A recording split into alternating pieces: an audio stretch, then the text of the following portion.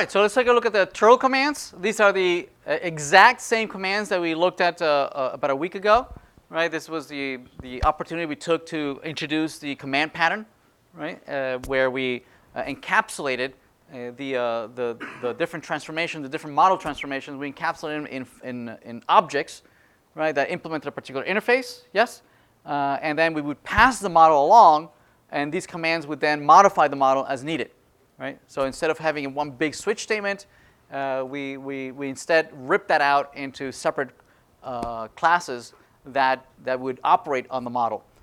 So for instance, let's look at some of the trivial implementations. Here is the interface that all commands are going to be implementing, just Go. Right? In our latest implementation of the input string that we were just looking at, we were using Runnable. Right? Here we're still using Go. Right? So all our classes implement this method. And they all take as argument the model because they all update the model, right?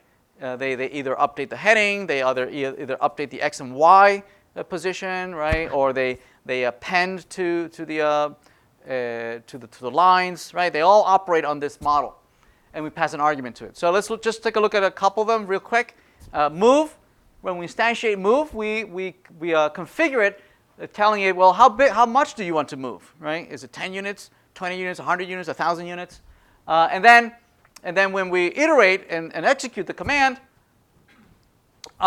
we pass an instance of the model, and then we operate on the model, right? We say, well, model, you know how to do all this trigonometry stuff, right? I'm reusing your implementation, right? Because you know how to operate on yourself. You move yourself this amount of distance. Do all the trigonometry that you need to do, and update your position, update your heading, and whatnot. Right?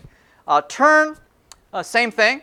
Right? We can configure the new degrees that we want to point to, and the Go takes an argument, the model, and then it in turn went back to the model and say, hey, you know how to do turn, right? Just update the degrees that you're pointing to. Right? We're passing it along. Save also. Save is also implemented in the model, right? And the save basically was what? Was just a push, pushing the current position to a stack, pushing the current heading to a stack, right? Only so that later on, if we want to retrieve, we can pop off the stack, right? And re-update. So save. The save action just went back to the model's version of save. Trace also was pretty trivial.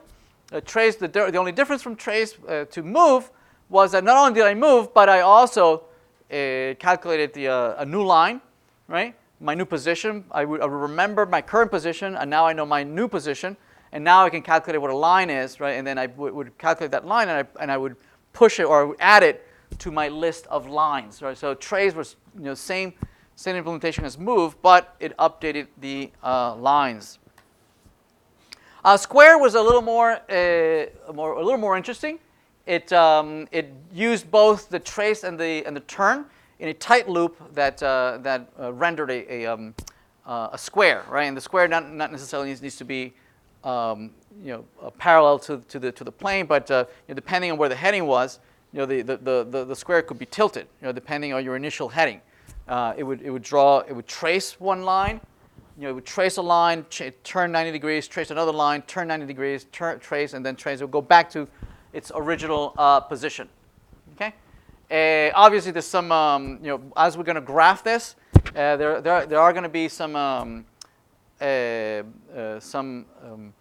carryover in our trigonometry calculation. So not all lines will look perfectly straight, since as you're moving, you're accumulating some rounding off errors, and so perhaps maybe the last line is going to look a little crooked. All right, so let's take a look at the controller.